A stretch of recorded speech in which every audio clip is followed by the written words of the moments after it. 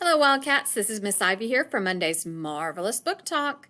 Before we get started on the book talk, I want to make sure that you paid attention to that previous slide where it talks about our North Texas Teen Book Festival. It is a great opportunity for you this year since it is virtual and it's free. So check out the Library Canvas course for more information. So now on to the book talk.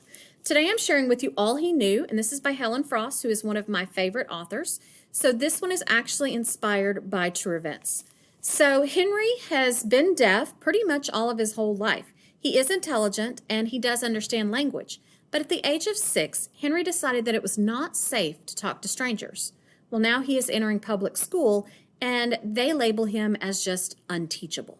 So his parents have very little money, and so his parents and his sister just feel hopeless about looking for a way and finding ways to help him.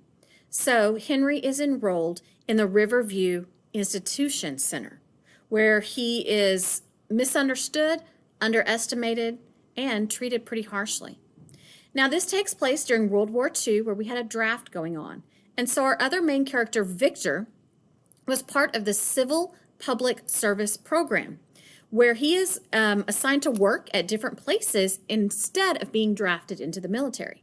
So Victor is assigned to work at the Riverview Institution, and he is assigned to Henry. He quickly sees that Henry is far from unteachable and just how intelligent he is. And in Victor's care, Henry begins to see how things can improve and change for the better. So to find out what goes on between these two characters and if Henry ever speaks to strangers, you would have to read All New. This is Miss Ivy coming at you from your Wayside Library.